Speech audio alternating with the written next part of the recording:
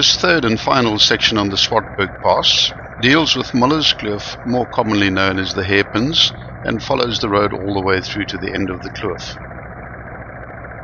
Note the hiking trail on the other side of the river. This is a fairly tough trail, and it starts at Dry around the corner and coming into view now.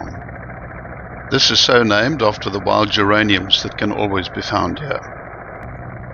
The rock type found here is Table Mountain sandstone, and the red color in the rock is caused by the presence of ferric oxide. Miller's Poort is a visual feast. This is where well-known musician David Kramer recorded his famous Folksy Bus advertisement. This section of the Swartberg Pass is most prone to flood damage.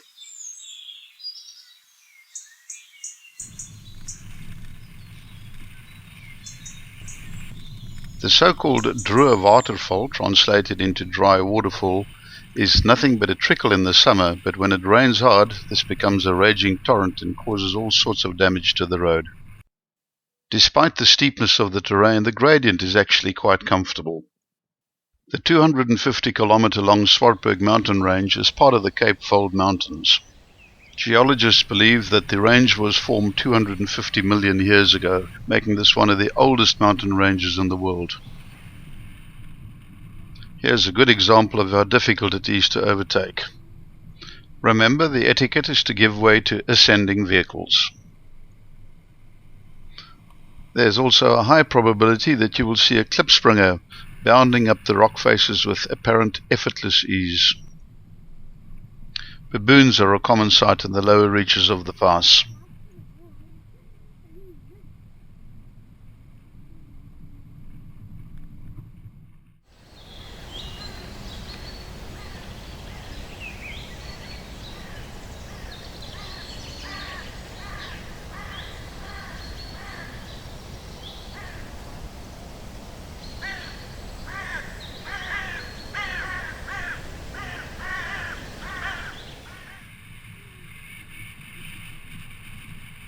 Approaching the small stream called Droë waterval, which gave Mr. Baines so many headaches so long ago.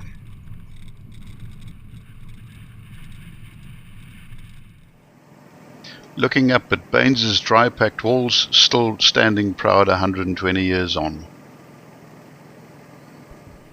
Pull off at the sign marked Blikstasie and explore the old ruins, which housed some of the convicts who built this section of the pass.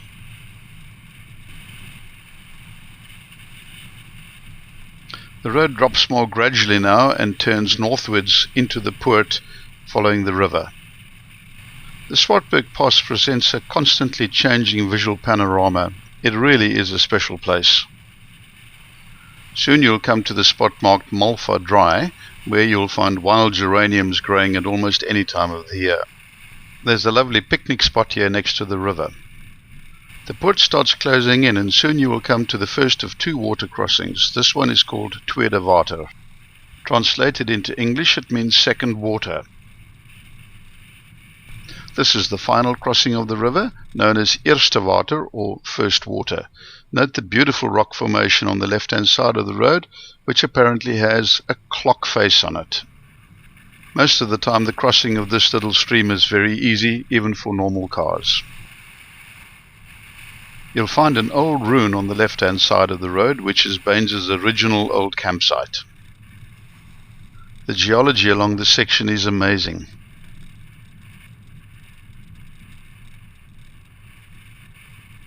As you exit the Poort, you'll travel on a straight gravel road for about 3 kilometers until you get to a T-junction.